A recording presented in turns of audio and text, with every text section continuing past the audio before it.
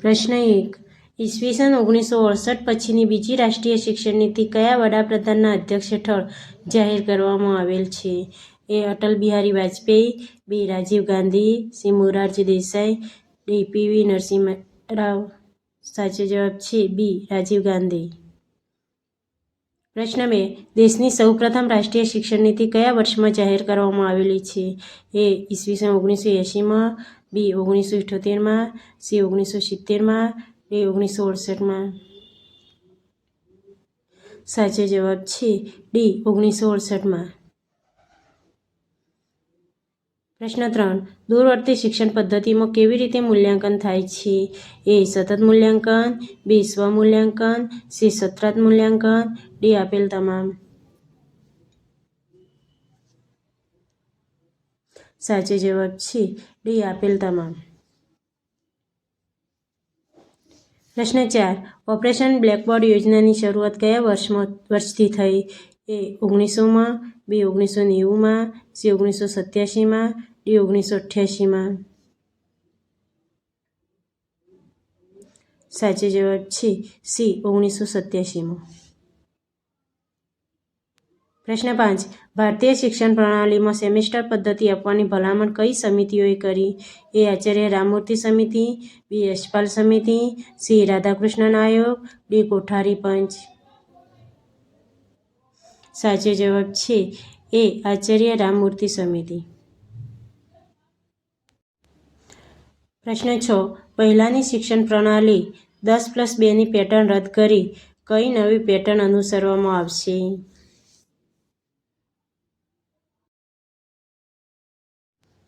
સાચો જવાબ છે બી.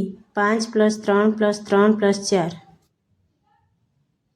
પ્રશ્ન 7. પ્રાથમિક શાળાઓમાં વિદ્યાસહાયકોની ભરતી કરવા કેન્દ્રીય યુક્ત પસંદગી સમિતિમાં કોનો સમાવેશ થતો નથી? એ. નાયબ સચિવ પ્રાથમિક શિક્ષણ, બી. નિયામક શ્રી પ્રાથમિક શિક્ષણ, સી. જિલ્લા પ્રાથમિક શિક્ષણ અધિકારી, ડી. નિયામક શ્રી CGRT. સાચો જવાબ છે સી. જિલ્લા પ્રાથમિક શિક્ષણ અધિકારી. પ્રશ્ન 8. નીચેના પૈકી કયો હોદ્દો શિક્ષણ વિભાગમાં અસ્તિત્વ ધરાવતો નથી? એ. મુખ્ય સચિવ માધ્યમિક શિક્ષણ, બી. નિયામક પ્રાથમિક શિક્ષણ, સી. અગ્ર સચિવ પ્રાથમિક શિક્ષણ, ડી. સચિવ શિક્ષણ. સાચો જવાબ છે એ. મુખ્ય સચિવ માધ્યમિક શિક્ષણ. પ્રશ્ન 9. રાષ્ટ્રીય શિષ્યવૃત્તિની પરીક્ષા કયા કયા ધોરણમાં કયા તબક્કામાં લેવામાં આવી છે? એ. ધોરણ 4 અને 7 શરૂઆતમાં, બી. ધોરણ 5 અને 8 બંને અંતે, સી. ધોરણ 3 અને 6ની શરૂઆતમાં, ડી. ધોરણ 5 અને 9ની શરૂઆતમાં. સાચો જવાબ છે ડી. ધોરણ 5 અને 9ની શરૂઆતમાં. પ્રશ્ન 10. કસ્તુરબા ગાંધી બાલિકા વિદ્યાલય કાર્યક્રમની શરૂઆત ક્યારે કરવામાં આવી હતી?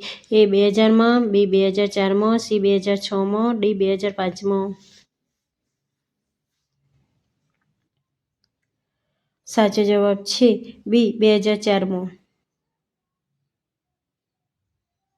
પ્રશ્ન 11. ગુજરાતમાં મફત અને ફરજિયાત પ્રાથમિક શિક્ષણની પહેલ કોણે અને ક્યારે શરૂ કરી? એ. સયાજીરાવ ગાયકવાડ 1906માં, બી. વિનોબા ભાવે 1910માં, સી. મહાત્મા ગાંધીજી 1920માં, ડી. ગોપાલકૃષ્ણ ગોખલે 1911માં. સાચો જવાબ છે એ. સયાજીરાવ ગાયકવાડ 1906માં. પ્રશ્ન 12. પ્રાથમિક શિક્ષણની જવાબદારી સ્થાનિક સંસ્થાઓને સોંપવાની વાત 1983માં કોણે કરી હતી? A. Sayajirao Gaikwad, B. Charles Wood, C. Lord Ripon, D. Macaulay. સાચો જવાબ છે સી. Lord Ripon. પ્રશ્ન 13. શિક્ષણના માધ્યમ તરીકે અંગ્રેજી ભાષાના શિક્ષણ પર ભાર કોણે મૂક્યો ક્યારે?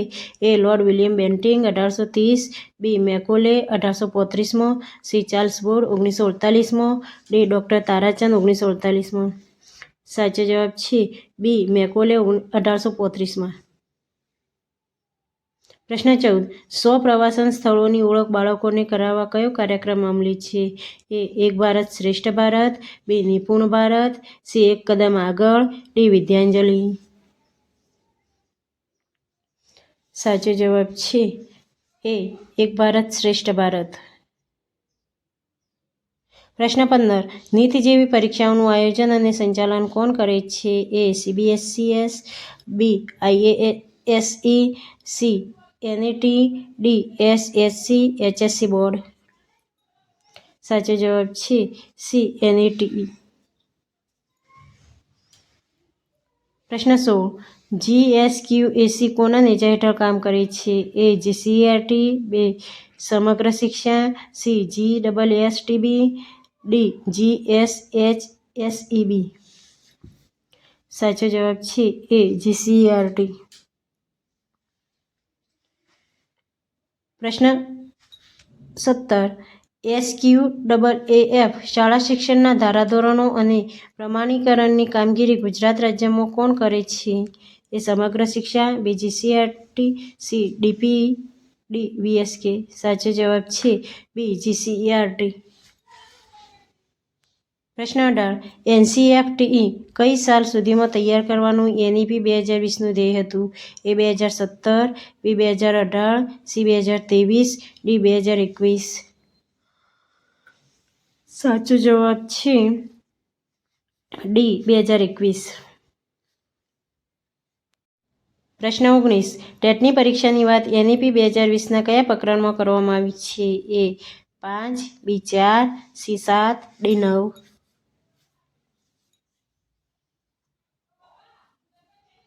સાચો જવાબ છે એ 5. પ્રશ્ન 20. NCEP 2005ને કઈ સાલમાં રિવાઇઝડ કરવામાં આવ્યું? એ 2019માં, સી 2024માં, સી 2023માં, ડી 2022માં. સાચો જવાબ છે સી 2023માં. પ્રશ્ન 21. કયા ધોરણ સુધી વધુ યોગ્ય હોય તો શિક્ષણનું માધ્યમ માતૃભાષા રહેશે?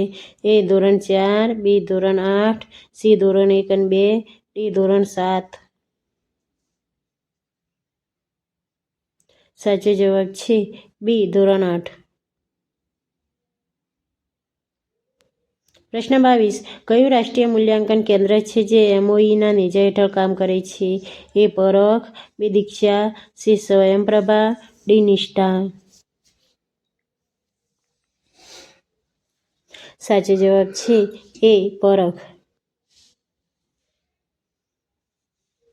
પ્રશ્ન 23. સામાજિક આર્થિક વંચિત વિદ્યાર્થીઓ માટે વિદ્યાર્થી શિક્ષક રેશિયો કેટલો છે? એ 24:1, બી 22:1, સી 32:1, ડી 25:1. સાચો જવાબ છે ડી 25:1. પ્રશ્ન 24. ધોરણ 1માં પ્રવેશ મેળવેલ બાળક શાળામાં ટકે સ્થાયીકરણ થાય, શાળા ન છોડે તે માટે કયો કાર્યક્રમ છે? એ SOE, બી SSP, C SRP, D SSE. સાચો જવાબ છે સી SRP. પ્રશ્ન 25. ઇગ્નોએ પોતાના શૈક્ષણિક કાર્યક્રમોની શરૂઆત ક્યારે કરી? એ 1987માં, બી 1984માં, સી 1986માં, ડી 1980માં.